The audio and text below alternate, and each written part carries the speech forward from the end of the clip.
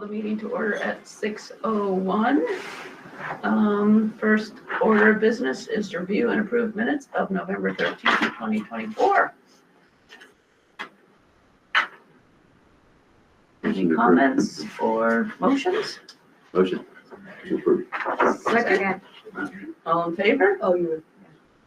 Aye. That's right. All righty. On to financial statements, which Shelley did send us ahead of time. I did. For the record, there were 21 warrants signed since the last meeting, totaling $113,761.28. There shouldn't be any surprises on the reports. We've talked about all of the items that are negative. Couple of quick reminders. One of our teacher lines is over because we had a teacher on a paid leave of absence, so we have substitute coverage. And then the other big one is the heating fuel, which we've talked about already.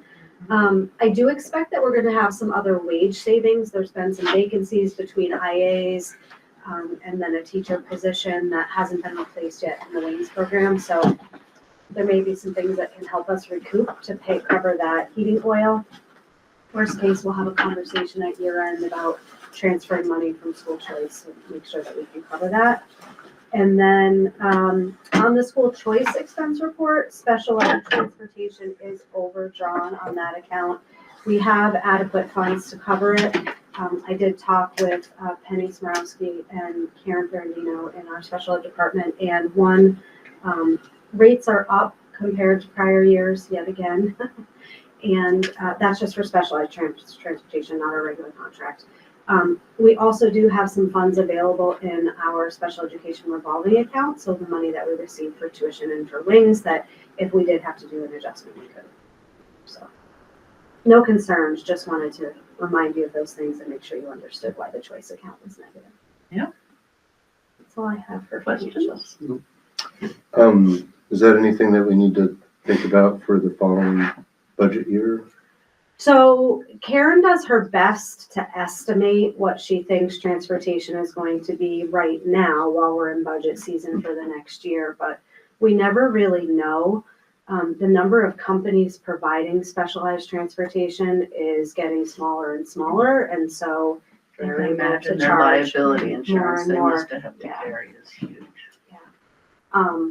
So it's sort of out of our control a little bit, and we usually put a bit of a buffer in there, but it's one of those things that's really difficult to predict. Okay, thank you. What the rate increases been year on year, year to year? I know in the current year, it went up like $50 a day compared to last year. Which I don't have what the exact totals are, but if it was 300 last year, it's 350 a day now. And it probably really is $350 a day, if not more. Yeah. If you need another career, it might be something to consider. Retirement plan. Buy a couple vans. Yeah. My niece actually drives a school bus with 2 kids in the school bus with 2 of her kids. She has 4, not quite up to you, but yeah. And yeah, she says it's a great gig when you can have your kids with her. I have no idea how she entertains them while she's doing the route, but she's actually a certified teacher, but this is her young kid plan. It's working. We're trying to convince June Chamberlain, our former wings teacher, to open our own special ed transportation. Can you imagine how good that would be? Yes. It'd be like education on your way to school. Yeah. Oh my God, totally. All righty, thank you, Shelley. We are on to the principal's report, which Kristen did send us ahead of time. Yeah, so I sent a little January update like I usually do with the school improvement plan. We're doing all of our assessment right now, so I'll be able to give you a much more detailed and better snapshot at the next meeting, because January is the month that we do. We did our DIBELS testing, which I gave you an overview of that, and certainly students have improved in general throughout the school. Again, it's one little snapshot for 3rd, 4th, and 5th grade. It's how many minutes, Meg? 2-minute reading session. 3 minutes silent reading. Yeah. 1 minute oral reading. Yeah, but it's a little dipstick for us to look at. And you know how we do this. We look at the students. We actually have an instructional leadership meeting tomorrow. We try to check to see if we have to use some of our resources in different places. if new students need intervention, if the students who are getting interventions don't need interventions anymore, if we have to move to the new step after, interventions. Also, just a little fun one, Mr. B always, uses donor choose for his book collection in kindergarten. He did it again this year. I mean, he's done this so many years. It's just my first time. I was like, oh, I should let the school committee know about this. And he's built a huge library in his classroom. And so he just keeps adding to it. Just a quick update on the PTO. I don't know if Darius will talk a little bit more about this, but our PTO has submitted currently we're a farm to school district. We have a committee, and we've had a mentor this year, a coach this year. There was a training about becoming a farm to school and further district, which we're all interested in this school.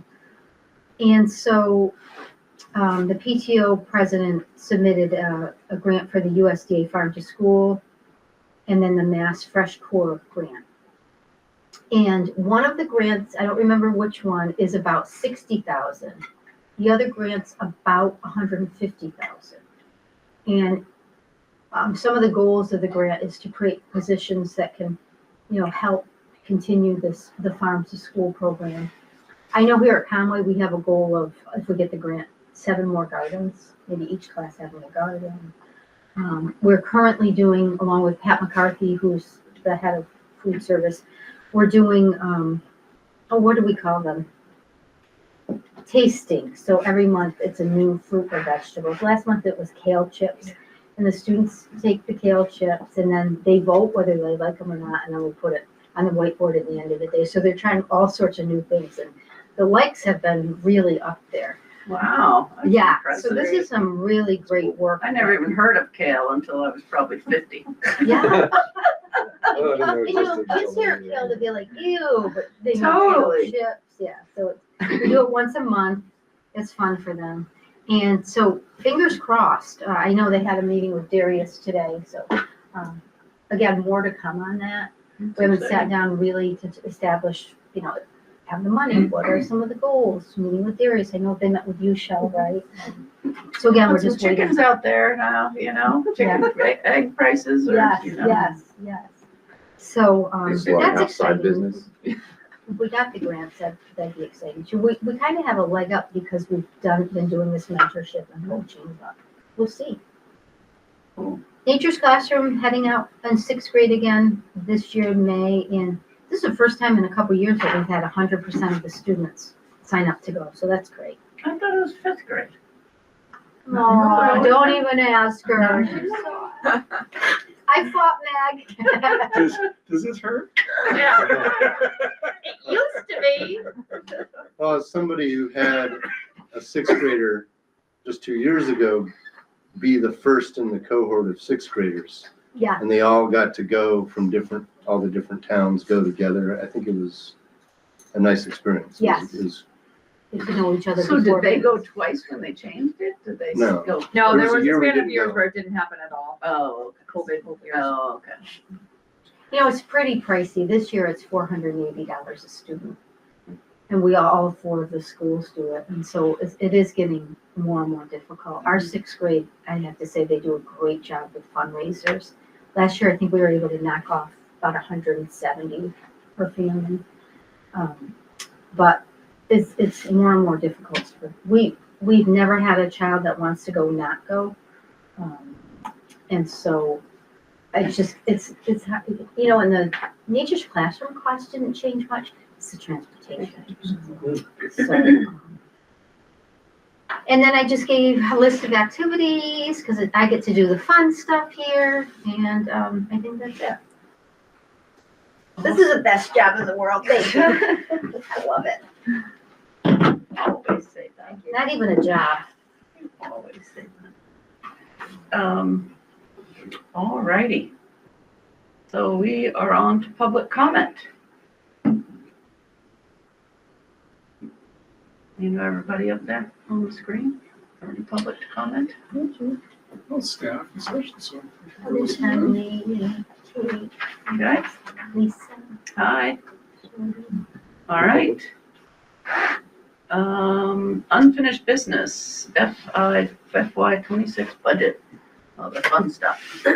Sorry, Sean, I have to do the fun It's stuff. okay, it's okay.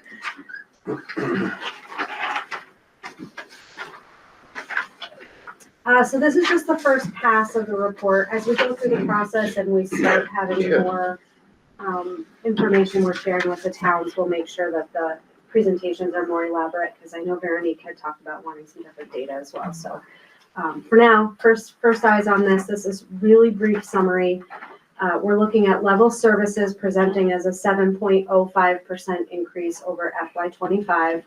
1% is about 22,000, roughly. It's a little bit more than that, but about 22,000.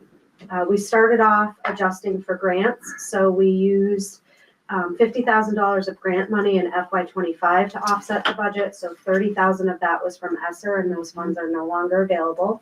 And then we used 20,000 from rural aid, which we're going to talk about possible funding for that again in the new year. But to start off, and where we were in the budget process when I began this in early fall, we didn't know what the rural aid allocation was going to be at that point. They hadn't put out the number, so rather be safe than sorry and cover our bases. So that's included here. There is a COLA increase applied to all employees, so teachers and IAs that we're in negotiations with, school-based staff and central office. There is COLA increase in that, and that is a large chunk of this increase. You know, it accounts for at least a couple percentage points of that 7%. We will have a sick buyback retirement benefit to be paid out for one retiring teacher. That is estimated to be about 21,000.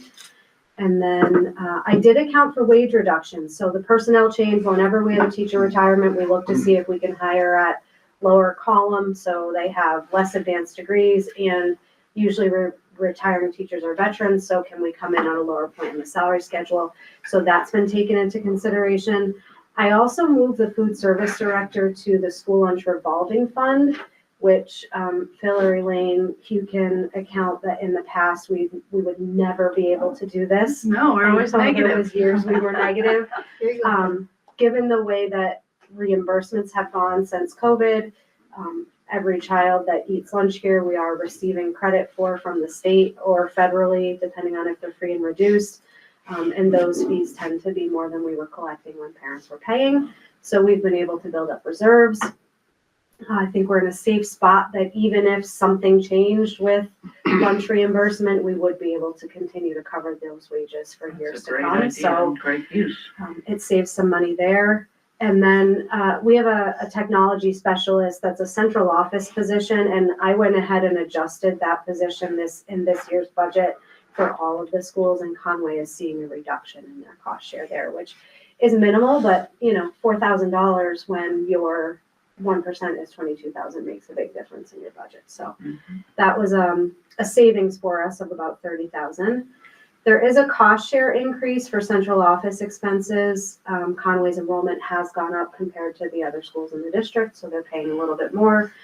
Not a huge amount, you know, we're not talking $10,000, $20,000, but 4 or 5, again, makes a difference. These other expenses we can continue to have a conversation about as we go through the process, because we may not want to increase them in their entirety. I want to give you data based on actuals for the last several years for you to consider recommendations to make increases. And we have several accounts that have been overdrawn from prior years. We've been able to move money around and cover them, but Conway has one of the tighter budgets in the district. There's not a lot of wiggle room in accounts like there are elsewhere. For example, you know, Deerfield's substitute budget is significantly higher because they have more teaching staff and more IAs, but they often use internal staff to cover positions because for whatever reason they can't find subs in Deerfield compared to Conway. And Kristen has been successful in finding subs when staff are out of the building. So there may not be those kinds of lines available where they are in other schools. So Love those college students coming home. That's right. it's great. They had You such really a are great fortunate experience there. here. They want to come back. That's why. That's great.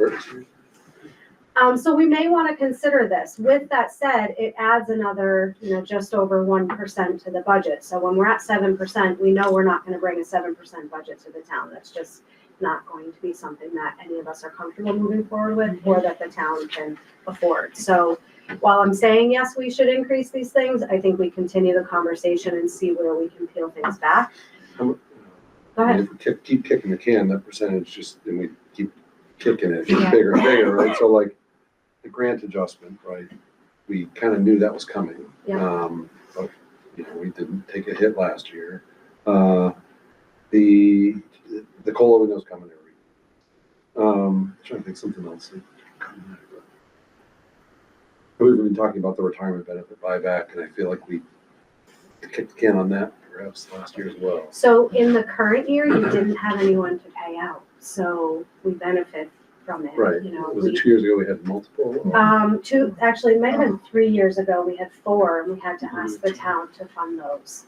So we funded them out of the budget, and the town paid for it out of free cash or whatever. We paid for it out of the COVID stimulus payment. Yeah. And that's no longer there. It was the only payment that the town paid for outside of the building, the new building, the public works project for the public safety building, which could have used that extra $120,000 that we paid for that, but was definitely beneficial when we had that many it retirements. was super. That was a great thing that the federal government did for us that year. I just comment that what I'm bringing up is like careful to kick the can and end up being, now we're looking at 10%, and then what are we cutting? Because now we can't have a 10% increase. Now the sick pay buyback is a legacy of 20 or 30 years ago of a negotiated contract, and we're stuck with it. We did negotiate 6 years ago, an end to this for new hires. So I think there's 14 more years. It all depends on the last one in on that contract. Right. Yeah, right. But it is according to the research that was done by somebody that it is the most generous sick pay buyback provision in the state, and it was at the time it was done. I don't think the people that did it knew about it, but it's still, it's 1%. That 21,000 is 1% of our budget for sick pay buyback, and It's also variable. That's a tough thing. and then when you look at schools like Amherst and Northampton, and real big budget compared to us, like schools, their sick pay buyback provisions are capped at like 2,500 or something. So I think you just brought up a really good point, Jared, where you said it's a variable. There are years where you could have multiple retirees and there are years where you have none. Yeah. So it's a difficult thing to add to your budget because you don't want to inflate it in years that you don't need it. Then you're wasting taxpayer dollars and town funds. But when it comes to a point where you're consistently for year after year after year seeing retirees, which I don't think Conway's on yet, it is worth considering. Darius and I are going to ask you to consider, and we would recommend that we pull that sick buyback out of the budget and that we use school choice funds to cover that, which is also a delicate balance. And we've had conversations about that. We want to be mindful of depleting school choice funds, but it's a good use of a one-time expenditure really and is. a non-recurring Yeah. expense. So That makes a lot of sense. And to be honest, one employee per year is much better than 2 or 3 or 4. And so if you know of a situation coming down the pipe where there might be 2 or 3 or 4, if we can sit down with them and say, hey, can you stick it out one more year? Can you stick it out one more year? Just, I've already done that with one. but, yeah, Not like, because of that, just, but. just, Other reasons. if you could just, if the retiring soon, if the wannabe thinking about retiring teachers could just stagger their retirement so that it's just 1 per year, When does it- that would really help the budget. October. Oh, okay, Yeah. so we know it early on. So anyone that put in for it now, even if they retired this June, they wouldn't receive their buyout until 27. Okay. Got 2 questions. Uh-huh. One is, mentions rural aid. if we don't use it this year, is it earmarked already for something? It's not earmarked, so why don't I keep going a little bit here? Okay. So you'll see under principal's office requests, there are no new requests this year. Kristen, I'll let you speak to this more, but I might request pencils or the high-tech pencils. My first year, she's like, don't buy the cheap pencils. Right, there, you waste money on, but like, we've done a lot though, like with Yes. the mini splits and the Yes. building stuff and whatever. That's Great different. step. We're- It is. We're gonna have a capital request. This is Yes, just principal That's, increase. I in the know, budget. but in general, we, But we don't need any new staffing. right, You know, we've made adjustments for summer programming over the years, and we feel like we have adequate dollars for supplies and materials, so we feel like we're in a good spot there. Which is a good year to be in that position is, when we're yeah. talking about a 7% level Right. service, so. Right. and I Okay, do always put that in context, because you know, we have to take care of the gem we have here, and if people think we're going cheap on it, they're gonna start thinking we're not as good as we are, and start looking for other options. You know, when I worked in the district, we had a lot of out-of-district placements for things that we could actually handle in district, because people got some sense that they couldn't be handled in the district, and that wasn't accurate. I thought we did it as a professional, seeing the programs out of district and the ones in district in district were way better, and the kids stayed in their own communities. So, you know, you invest in your school, and it pays off in your community, right? So that's why I make sure we take care of it. Right. Without waste, of course. so things for us to consider and conversations to continue having as we go through the process, as Michael just said. I have a note on here about rural aid. So Conway's rural aid this year is $30,236. I don't anticipate any needs in the current year. Some of our schools are having other challenges where they might actually have to spend that money this year and not use it towards next year's budget. I do expect that Conway will be able to apply those funds. So, you know, we're looking at almost 1.4% that we would reduce the budget down to. And I think that's the conversation, like, when we talk about rural aid, that's what it's for. It really is to reduce what you're not getting in Chapter 70, because we're just not getting more money from the state. So it is kind of do that. The problem is that they're not guaranteeing it from year to year. Right. And so it's, the way we're kind of setting this up now is kind of like we talked about school choice years ago, is like, don't spend next year's money in next year's budget. So don't say, okay, we're gonna offset next year's, let's drop another percent, because we'll get some rural aid, right? Because you don't know if they're gonna approve it. So right now, we're kind of spending, are we truly spending rural aid? Not really.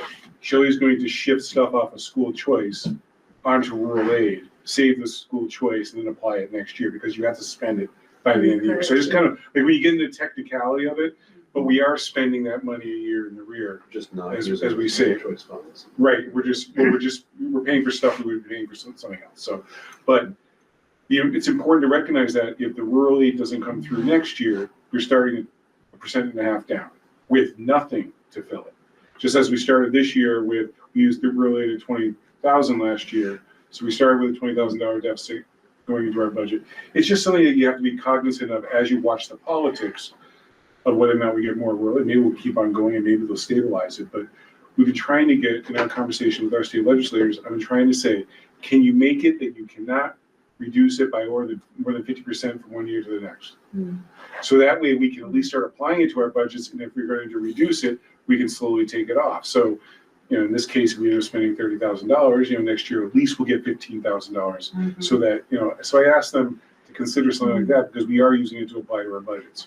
And, we all started getting nervous when they were very late to give these numbers out. And then, if you may have heard, they gave the wrong numbers out, and then actually took money away after they gave it to us.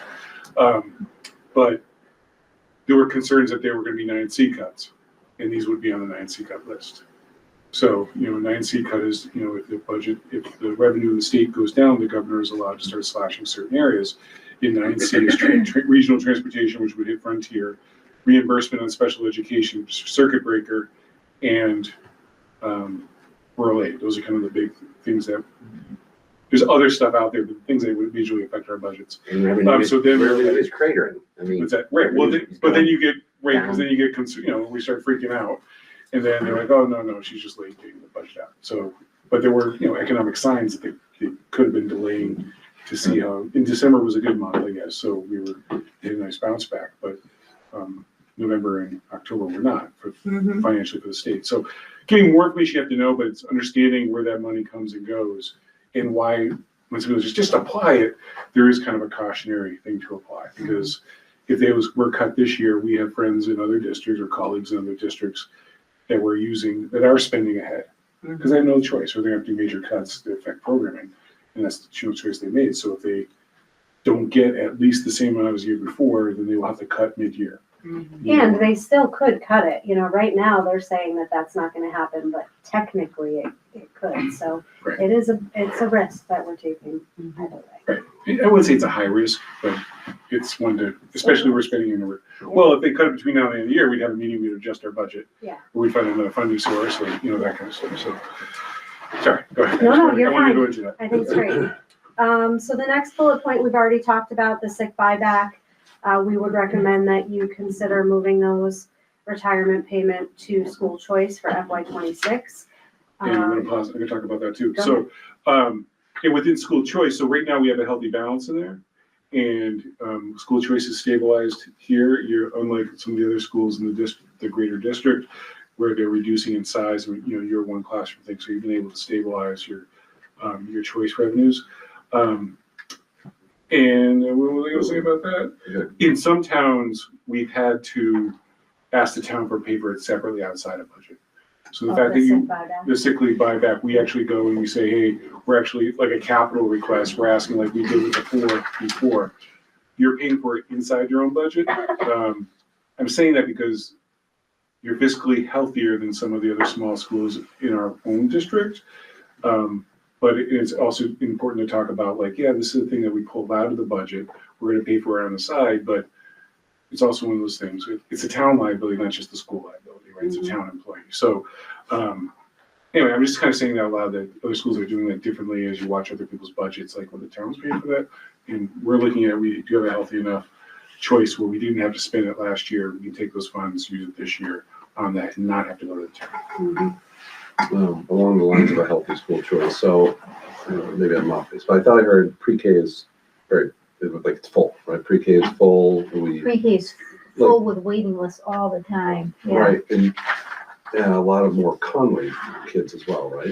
Yeah. We couldn't accept anyone that didn't have a family member already in our system, in our school. So hypothetically, if I don't know, it's a baby boom and Conway's coming from, but if we don't have the capacity to take, what's that, COVID? Zilla. I mean, a lot of families have moved in A also. lot of families moved in, but, so then, does that hypothetically leave us no room for school choice students moving forward? So what has, I know Chase's class just graduated, it was 75% school choice or something. So if we start seeing a shift of, all of a sudden it's all Conway kids, the funding's gotta look different. So what we look at is the same document you guys got as part of your packet is, it does say who's going out and who's coming in. So if you look at the sixth grade, we're at 19 and, 9 of those are choice or tuition-in students.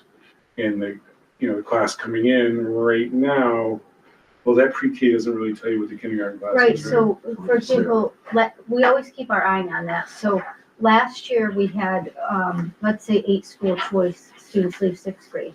And we knew we had a kindergarten of over 23, we knew that. So we knew that kindergarten was gonna take a hit on school choice and we're losing 8. So somewhere in the school, we have to make up at least 9 to stay ahead of the game, right? If we have capacity to do so. So, yeah, so we're always, every year trying to keep our eye on the ball and saying, okay, so you know what, one family comes in, they love the tour, they love it, blah, blah, blah, they go tell the next family. A lot of our stuff is just coming and visiting the school, But we try to keep our eye on. Right, how but there's many- only so much we can do. Right. We have 3 years in a row where there's only enough room for 1 or 2 choice students. Yeah. Yeah. Your revenue is going to Sure, go down. sure, sure. But the other thing wait. you have to consider is the revenue is that there is also, there is also special ed increments connected to them as well as to those students. You get the 5,000, but let's say you're receiving speech services, you do a percentage of, you get a little bit more than that. So the needs of those students, which, you can't discriminate against, that kind of, we can't say, oh, let's get someone with mediocre needs to get more, that kind of thing. You can't do any of that. So you get what you get, but sometimes some of those students leading could actually be more than just $5,000 a head. Yeah. That's your base point. But aren't you just looking at one side of the equation or one side of the coin when you do that? Because if those spots are filled with Conway residents, don't we get Chapter 70 money for each Yeah, of but them? we're in hold harmless. We're not gonna be able to grow enough to We, get out of we hold could harmless. technically, if we go up, I think if you go up like 6 or 8 students, because that's about what Whately had, right? And they got a little bit For more. 1 They year. got for 1 year. For 1 year. So understand how it works. But then So the next let's day say you we're do back in 2 hold classes harmless of, again. let's say So- you got 2 classes of 20 Conway students. Your enrollment will then have a small bump to it. You will get more in 1 year because you'll be out of hold harmless. The following year, as long as you're not going to be able to keep up the same growth, so you're going to be back in hold harmless. It's like and that's why, they're talking about, opening up how schools are funded, because schools in hold harmless, you That's, can't get out, that's just kicking. the can unless in you there. really grow as a community, and where's Conway That's going to done really well. grow? Well, we have No. 23 Conway kindergartners. You do. They're out there. They're out there. No, no. But you bring up exactly the point of Yeah. why we talk about this every year, because while we say, yes, our balance is healthy, let's use it. It only takes a couple of years before you're in trouble and having to figure out how to cover those expenses on budget. And I guess, in the realities of that, so let's say you have great years for year after year, your school choice numbers go way down and you deplete that budget away. The budget of the school choice, the one thing that school choices have is allowed the schools to work a little bit with more autonomy from the town. And whereas if you, let's say we end up having to spend all the choice money, and then we have a special ed outplacement, we would have to go to the select board for money. Every dollar goes to, yeah. Right, and so, you know what I mean, and then they would have to create a reserve fund for the school in order to deal with school emergencies, because right now the school can handle most of its own emergencies, within a degree, and, do that kind of thing. So if we have, we're $20,000 difference, we get to send a child out for their needs, we can cover that in-house, We also pay every IA from another funding source outside of the budget. So if we are losing that much school choice, if we are losing special education revenue, it's gonna result in having to cut staff. We will not be able to absorb significant levels of staff increases on the budget, but I don't think we're anywhere near Yeah, there. sure. It's just good to have that understanding how it all understanding works, of all it. fits, right? So we want Conway parents to have a lot more kids, not just a few more kids. So maybe Congress's coming attempt to outlaw birth control might help us Oh, out. gosh. So I think this was a really healthy conversation. You guys have asked great questions, and I'm glad that we're talking about this. Couple more things before we close out. So I just want to point out, if we were to implement the couple of pieces that we talked about, moving something to school choice, applying rural aid, maybe cutting down some of those expenses that have been overdrawn for a few years, we're still probably looking to be around 4%, which could be still a bit high for the town. Palatable's been 3, right? We pushed it, what was last year? I don't remember. What's that? What's And the that's magic without number? the new negotiated contracts. So we do have a 3 is always estimate a or a good placeholder in the budget. We did get to 3 last year. We don't know what we're gonna settle at. I'm gonna look right now what we were at last year. I can't remember. Yes, 3 usually goes through How without much did you even, say 1% this year? About 22,000. 3 goes through with them, thank you. yeah. Right, and so those budget numbers will come out on the 22nd. The governor's budget's due on the 22nd, so then the towns will have an idea what they're getting for revenues. So everybody's gonna quickly scramble to do quick envelope math to see where, and that's where the conversation with the town will start, in the sense of, is Conway up or down this year based on revenue?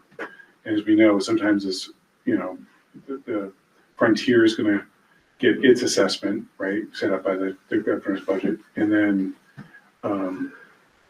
you find out how rich or how not rich the town is, you don't wanna call it poor, but, if the town is very up, then 4% is not gonna be a problem. If the town's really down, That's where that conversation. Counts down. You can count, some people usually know, you have a predictor, you have an idea what. Yeah, I know. No, the town's growth in municipal revenue, not from the state, but in its own municipal revenue from this year, last year to this year, is less than 1%. Even with all the dump stickers? Yeah.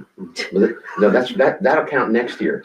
I feel like I funded one. The bulky stuff will I help. think you may have, Okay. but we're big savings there. Yeah. So You read historical that. information I just pulled up here, going back to 22, we were at 3.79, 23, 2.96, 24, 2.36. Wow. And then 25 was 4.87, so we were higher last year. So it might be challenging to do a second year at a significant level. So we'll have to continue the process, you know. Yeah, the schools were higher. The overall municipal budget was 3% last year. One other point that we want to talk about quickly, and I'm going to defer to Darius and Kristen for the most part, but can certainly jump in on budget conversations. But we just wanted to loop you in on an update about the WINGS program, which is our special ed program where we bring in students from out of districts and they pay tuition. I know you know that I'm just sort of saying it so that the public knows what we're talking about. So for the past 3-4 years, we haven't been able to find a sustainable candidate for the program after June and Tracy retired. You know, there are so many special ed teacher positions open just throughout the state, and I know farther, that anyone getting into special ed understandably might choose working with students with learning disabilities or with cognitive delays versus working with children with behavioral and or emotional. It's just harder. I don't want to insult anyone, I shouldn't say that, but it's just.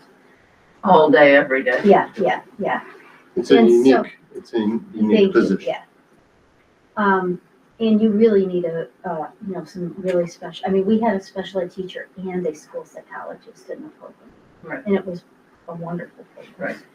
And so when we take students, we really want to do the best for, I mean, the WINGS program has changed children's lives, have changed families' lives. Absolutely. And right now, currently, we're really piecing it together.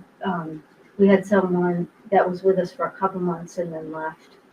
Carol Pergamonis is doing a huge part of the WINGS program. She still has some children who are on her caseload, and we're sort of dividing up between some of our staff, and it's daunting. It's a daunting task. So we're going to try again to post for a position, but boy, it's going to have to be someone who, you know, the principal saying, "Wow, don't steal this person," da da da. Or we're going to start to gradually release the student. And I say gradually, we have 2 6th graders now. We have some 5th graders who districts start middle school in 6th grade, so that's sort of a nice transition. And it's really sad because the programs have added so much to the school diversity and Right. just this was inclusion for some of the students just Right. being in a public school. And I've had Darius and Shelley know that I've had a really hard time with this because you do fall in love with the kids and students. I don't feel like we'll be doing any families or students an injustice. As a matter of fact, if we can't continue the program the way that we've been doing it, districts can do it themselves and do just as fine of a job. So more to come on that, but Please try to keep it going. Please try to keep it going. If it's, I mean, just, it's been such a part of this school's know. identity from when they built the building. I know. And it's just sort of, we've always done it better than the other schools in our Right, but district. if you It's trying to find lose Yeah, I know, the I know. sort of people that, Certified special ed teacher who really, you know, when I first got out of college, I did this type of classroom for 7 years. You really have to love your work. Yeah, So you have to understand behavior.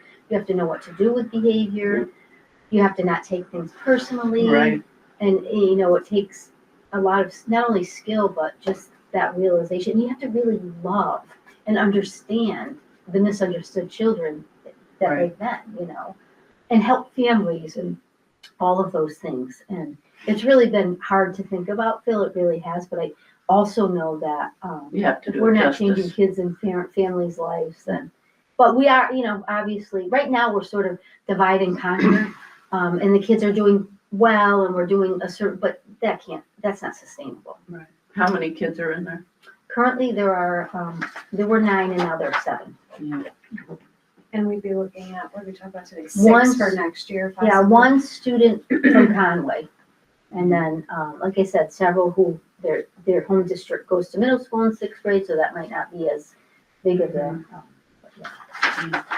That kind of comes back to the question I had earlier, for the wage reductions. It does make sense to budget for someone with less years of teaching experience and that line item.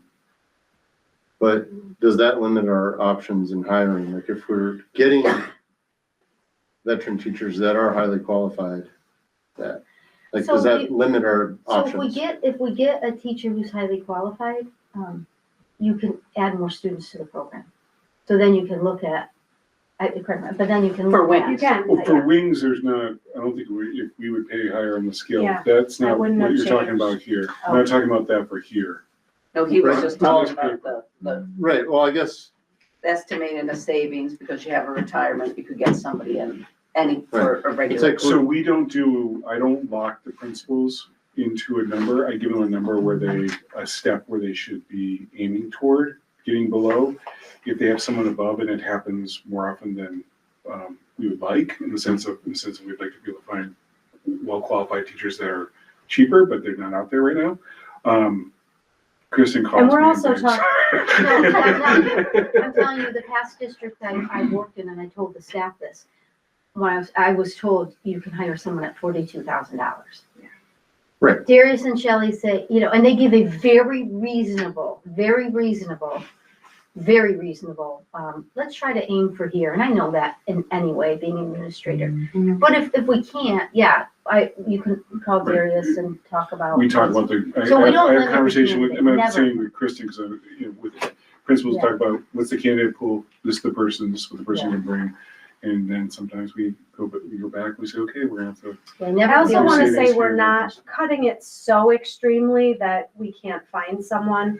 We could have somebody on the highest step here that's So 20, next one right? we So say they've is been step here 10. for 25 Right, I mean, years. it's still a lot different than, sure, step 10 is a lot different than step 13 or 14, and then, right, we're not saying but step it 1 means or that 3. that person Yeah, I mean, also yeah, ends yeah. up on step 13 quickly if they're, Exactly. and then they're there at that spot for. Right. a long time. And we've had to increase that number. I remember my first year here, my first budget cycle, we were cutting back positions to step 6 or 7. And the market just, those They're young not- teachers aren't there anymore. So, I think we're at 10 or 11 right now. And Which is so reasonable, it hasn't happened here at Conway, but it's definitely happened at other schools where we do have conversations about what kind of wiggle room do we have. If you're talking about getting this really great candidate for a couple $1,000s more, we'll find the money to make that happen, And you're to also get them on looking the at, next step. talking about the high school all the way down, is that you're also looking at, you can only have a capacity and balance of experience and non-experience. You know what I mean? So sometimes you're paying more because you have a team that needs more experience on it. Yeah. And so, you're Have to build capacity. right, and it's small, it's hard in the smaller schools, but in the larger schools, let's say you have 3 positions open, you gotta average out to that, you know what I mean? So it's like, hey, if you wanna go high here, you gotta go lower there, and then sometimes that works out guess- well too. Part of the question is, like, eventually, if we hired somebody higher than what we budgeted for, we would have to absorb that into our budget somehow, Right. Maybe the rural aid comes in handy, I don't know. but- Are you Maybe talking that's- about Wings? Because Wings has its own. No, set. No, I just mean, Right, so you have some level to absorb in a given budget year, because you're talking about a few $1,000s. Okay. You're talking about steps and how many steps you're talking about. But if it was a $20,000 increase or something crazy like that, we would be back here if we had to alter the budget, right? And then say, we're gonna have to take more to this in order to cover that line. Is the wing salary pretty competitive? It can be, we just haven't had to have the candidates. We got a great candidate tomorrow, and sometimes the way to offset that is you can introduce more kids to the program. So, Right. I would feel very comfortable having a conversation with Darius if someone came in higher and how we would do that, but we haven't had the candidates. And like Kristen said, there's more flexibility there because if you have a very qualified teacher, you can accept more students in. We're talking about in the next year, we're potentially not adding students, we're keeping the current base that we had. Because if we find a teacher, we want to make sure that it can be successful so that we can keep it going. Right. So Darius doesn't know about the sort of ads that I've been doing. Mhm. Are you looking for your perfect paradise? Are you blah, blah, blah? You'd be like, what's all this You business? should target Then those, come those to Conway residential, residential schools. So one last comment on this before we move on, unless you have other questions, is I wanted to bring this up now because this could be a multi-year plan where we are phasing out the program if Right. we can't find a qualified teacher, which will have a general fund impact at some point. It would mean that we don't need the same volume of staff that we have in that program currently, but we do use that to offset some other expenditures. Right. It doesn't just cover wings, it helps cover special ed expenses for the district. So, Right. you know, it could be conversations much like we've had already about revolving fund adjustments and school choice adjustments that we have to have down the road. So just wanted you to have the heads up. What would you That's do with in the works. physical space? Oh, believe it or not, we're crammed, aren't we? We are crammed. Yeah. I can't tell you how many Don't people have have no already choices. given me proposals for that. Yeah, we're crammed. So more to come. We'll continue working on our end and come back in February with more information and possibly some decisions that have to be made. Great. There's, can I just mention something for that in principal's report? I wanted to let you know real quickly that years ago when had the kids back during COVID, we bought sleds. We bought tons of sleds. Best thing we ever did. What am I, nuts at the time? But the French family who owned OSCO. Yeah. They were driving by, a beautiful letter. They were driving by one day. They unrolled their windows and they could hear the laughter of the children like sliding down the hill. And from that year on, including recently, they've given a sizable donation to our student activities fund. So I just That's wanted to mention that in awesome. case you're over there, you know, the Yeah. Frenches or whatever. Yeah, that's Every year, great. yeah. They're amazing. They're great. They're so good for the town. That business is so good for the town. That's awesome. So we should have a Thank you. sign that says roll down your window and people. Listen to. Right. Just like that time for the grant. Hey Darius, we got $150,000 for the playground. I also, your ad in the Conway Currents was great, Okay. like trying to get local people to come Yeah, and great. share, because there's so many interesting, So many. talented people in this town. I hope you get a good response for that. So, awesome. All right, thank you for that, Shelley. More to come. We're on to new business and the DESI district review, which we were sent a document Yep. about. So I gave you the FAQ on the district review, just kind of reading through it can give you the general overview, but basically DESI picks about a dozen or a few dozen to 15 schools in the state, so not many.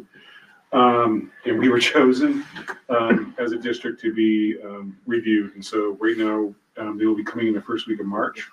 They will interview school committees about their function and running of the district. They're also going to look at finances. I've already uploaded from Shelley. So it's a lot of work on the administration and pulling all this information together. But, you know, they want the budgets from the last 3 years from all 5 districts, presentation of the budgets from all 5 districts, general, what is shared at the school committees for all 5 budgets.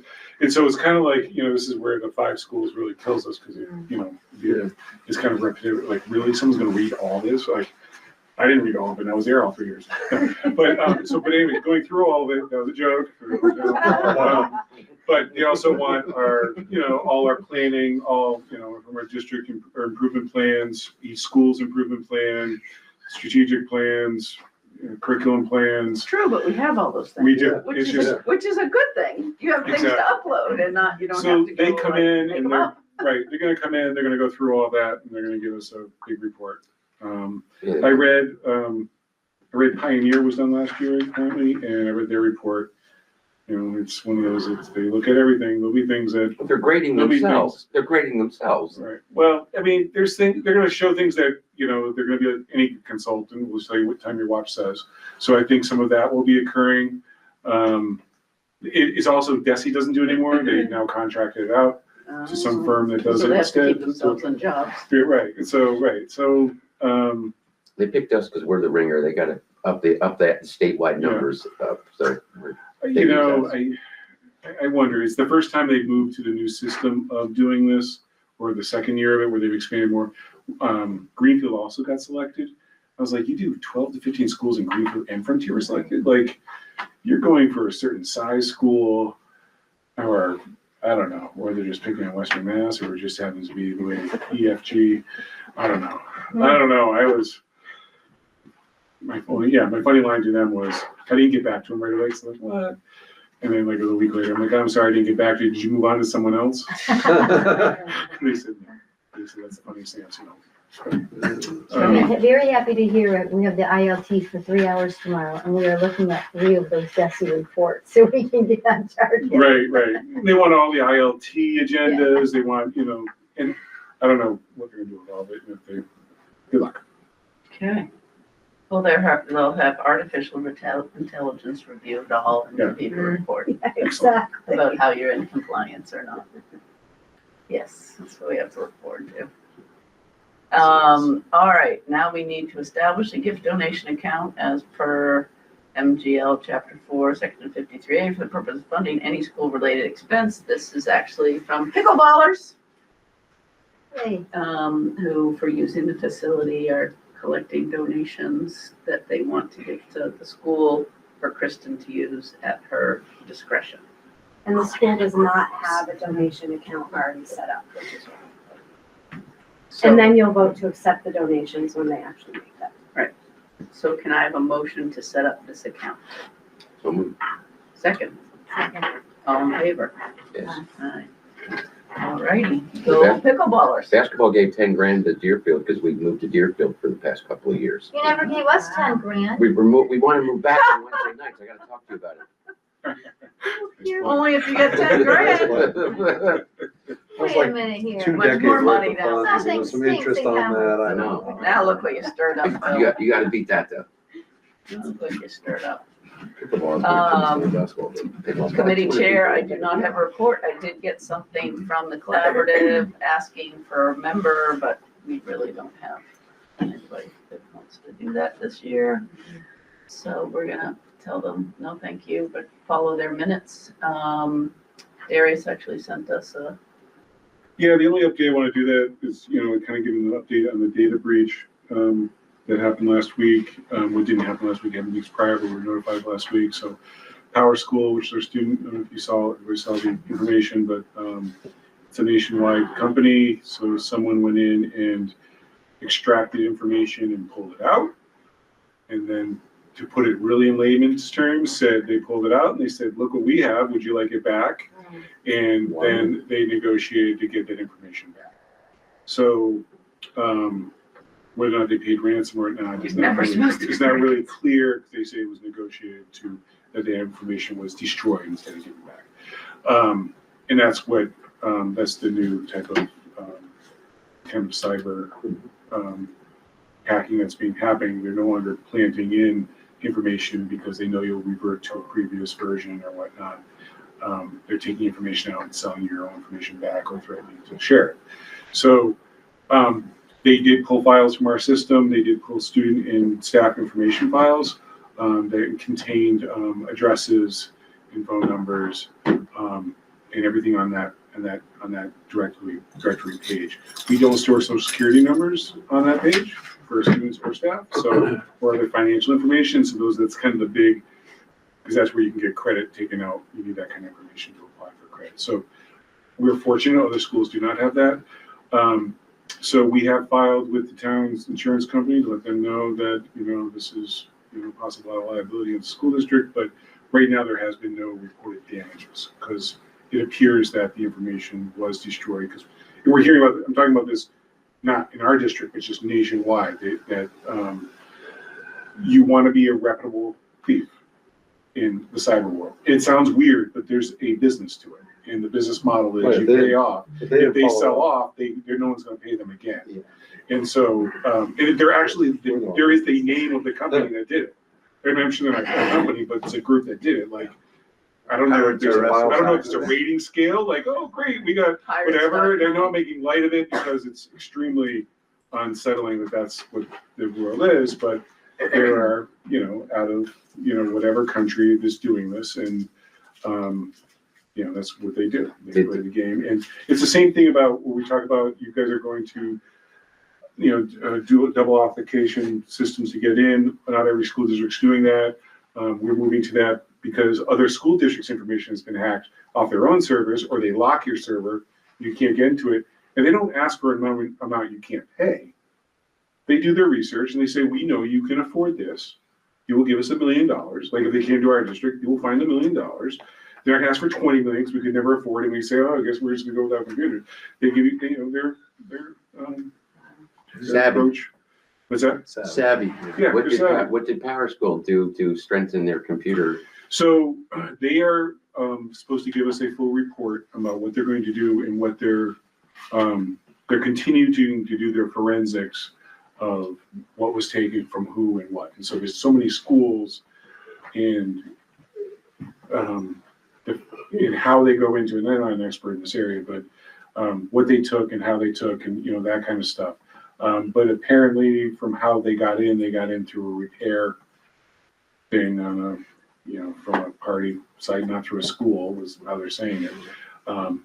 But there's also we may be able to get some things from it. I'm waiting to see. I'm hoping that the settlement will be that we get fraud protection on all our students for, whatever amount of time so they can watch, at least offered. I'm not sure if parent will sign up for it, but it is interesting that, one of the new crimes is to go after student information and open accounts before they even become active, opening their own accounts. And so I'm waiting to get that information because if they're going to provide that service in the next few weeks, we'll get that out. The amount of data that people can buy from private brokers is just staggering. And in Conway, almost every cell phone number that's registered to a Conway address got a text in the past couple of weeks from somebody purporting to be Easy Pass. I got, yeah. I got these. Asking for less than $10. $6.99. Yeah, and a bunch of people went on there with a grow. Yeah, one because it's just less than Oh, I've got $10. two of them. And I owe tolls. yeah. I use those usually if I. Yeah, Easy passes. And if you check the phone number, you found out that it's from the Philippines, but very few people Yeah. do that. Not for I $6. just ignored it and Yeah. sent it to spam. But I said, catch me if you can. Yeah. That's right. All right. I did have one question from the finance committee brought up. They wondered, as they're doing their planning, we had talked about the life of our boilers, how much money we have set aside. They're curious if that will be enough. And we were also talking about the smart system in the whole the building school. And where So I are think we that with fund has like 200,000 in it right now, and I can't remember what it's more like 230 or Sunderland cost. 235. Do you remember what Sunderland cost?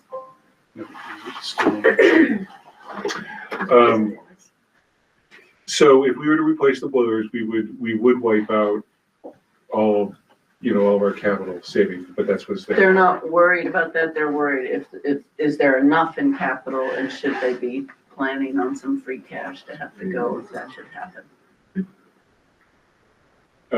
Sorry, I was. Is there only one boiler in this building? I think don't there's know two. There's a lot two. about it. Was But there it's only two in one Sunderland? being used at a time. There were two in Sunderland. The Sunderland just did theirs. I think the town used ARPA funds, so I can just check that. No, lucky guy. But that's one of the questions, can we get by with just one?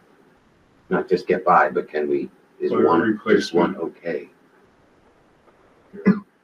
I think it is. $30,000. No, it ended up being about 50 in the end, I think. But isn't ours in One the boiler, place they that's, paid about 50. Yeah, they have to bust a wall out Yeah, to get it's like- to it. So the It's like boilers, built into the building. they built around the boilers, so that'll be part of the engineering fee of what type of boiler can get put in there. Do they have to take out a wall to do the boiler? Yes, And, well, you say that, I mean, taking it out is easy, you just cut it out. It's bringing a new one in, and so how would you do that? And where it's currently located, you probably would take a wall out, and, that's not, It sounds crazy, but that's not a crazy amount of money. Take out a single block wall, put it in back up. But it is cost. You know, it'll add to it, but, so So we're we looking at that $150,000, we probably is what we would need for the boilers, and we Yeah, I have think that. that would be a really high estimate. Well, if we're taking a wall out. right Yeah. through. okay, so And we think we engineering- have enough in our fund that should we have come to that point, because it is past its life. So we talked with, we gave the energy committee, and they don't call themselves energy committee here, sustainability committee came through, and I believe they've had a full turnover, right? Yep. So the problem is we gave that last spring where I gave a tour and kind of talked about building management system and adding that to here. Deerfield just got $180,000 of green energy grant for the energy management system in the elementary Yeah. school. And so I really wanted them to follow, Right, follow what Deerfield. Deerfield's doing, like and I sent along what Deerfield applied, how they applied, this is what it is, and what they got. But, I thought they were on it. they might be on it, they just may not be talking to me. When it comes time to do the contracting for that and the bidding, if you can do a separate bid for the wall, for the removal and the redo of the wall, Conway has like Massachusetts' best mason. And he would cut us a break. And his regular prices are much better than we're gonna get from Joe Schmo Corporation. Right. And, Well, we'll be careful, we can't, yeah, Split we the can't- bid. we can't split bid split, but if it's under 50 grand. we'll look Yeah. into it, but I just want to say, because we're in a public meeting, like, Yeah. we're not just gonna break If this it's bid. possible, then we could save substantial, well. Yep. So the BMS system is probably gonna end up being, the building management system would be more expensive than the boiler. Yep. Is, I think, one Yep. important thing to make note of. And that if there is not a grant funding for that, we probably have at least 150,000. I think that's what we're talking about for Sunderland. Okay, I think That's a little bit, gotta look at, I think we should get if Deerfield can get the grant, Conway can get the grant. You know what I mean? Like, let's. yep, all right, I'll get back on that with them. All righty, now we are gonna go into executive session. Mhm. Okay, so we need to close this meeting. You need to state why. You go into We're all executive session. executive session, we doing both or one? Just the, B, the first one. just the first one? Okay. Executive session pursuant to MGL Chapter 30A, Section 21A, 3, to discuss strategy with respect to collective bargaining, teachers and instructional assistants. And that we will not be resuming public session, that we will be We adjourning will not be directly. resuming public session. All right, need a roll call vote? Yes. Yes. Yes. All right. Thank you, everyone at home.